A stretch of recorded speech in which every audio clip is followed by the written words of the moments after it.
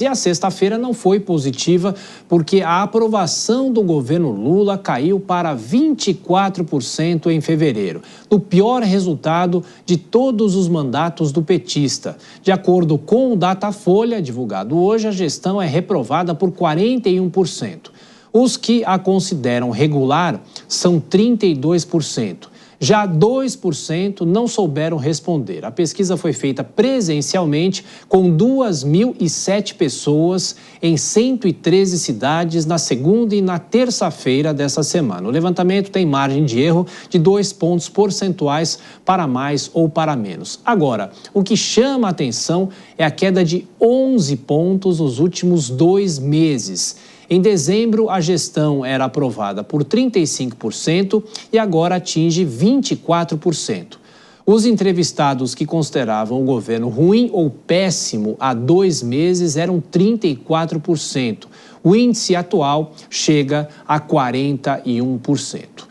Bom, claro, chamando agora os nossos comentaristas para falar sobre essa pesquisa e também as declarações do presidente Lula em relação à taxação, Dora Kramer e Nelson Kobayashi.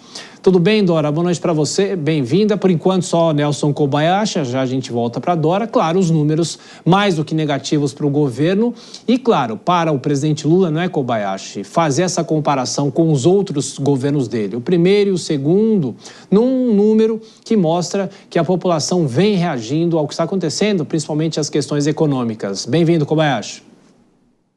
Muito boa noite, Tiago. Boa noite a todos que nos acompanham aqui no Jornal Jovem Pan. E, de fato, a gente está vendo um cenário preocupante para os interesses do presidente Lula, porque a tendência para aquele que quer justamente mirar uma próxima eleição ou fazer um sucessor é que nesse meio do caminho a curva esteja se invertendo, mas do modo contrário, saindo da reprovação, indo para a aprovação.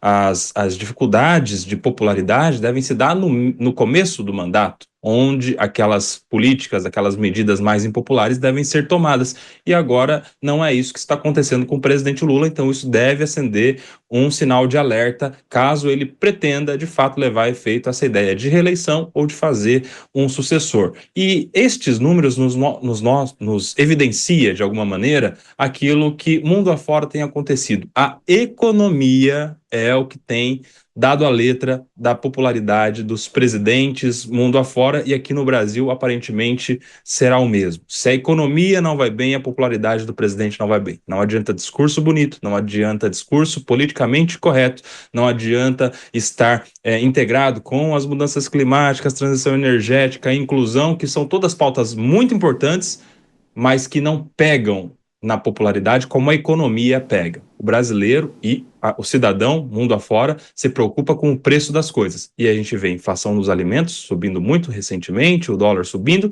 e agora mais essa crise a ser enfrentada pelo Brasil, que é uma crise de muitos outros países, a crise da guerra comercial inaugurada agora por Donald Trump. Desafio para o presidente Lula.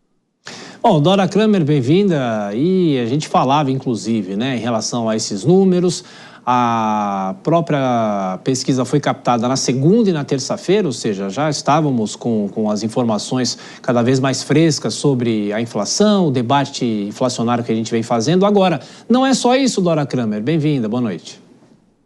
Boa noite, Tiago. Boa noite, Kobayashi. Boa noite a todos. Olha, eu acho que não é só isso, não é só a economia, porque essa tendência de queda, ela vem desde o começo. Houve apenas ali em meados de 23, um pico de alta, mas ela vem sendo constante. Eu acho que a maneira, as pessoas não estão gostando muito do terceiro mandato do presidente Lula. E esses números do Datafolha, não que o governo não soubesse que havia uma situação difícil, tanto é que resolveu investir na comunicação achando que era esse o problema. E os números do Datafolha, o que a gente pode chamar de tombo histórico, porque ele nunca esteve, como os números mostram, tão mal assim.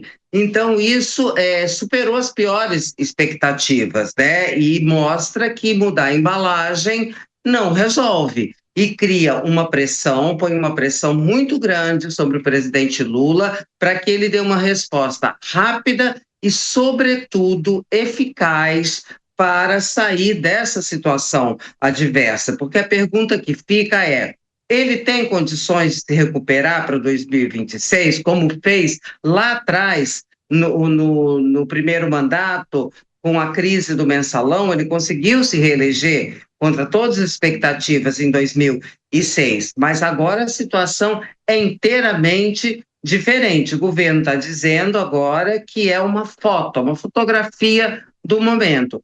Pode até ser, mas pode ser também que seja que esses números contem a história de um filme cujo desfecho não será favorável ao PT em 2026.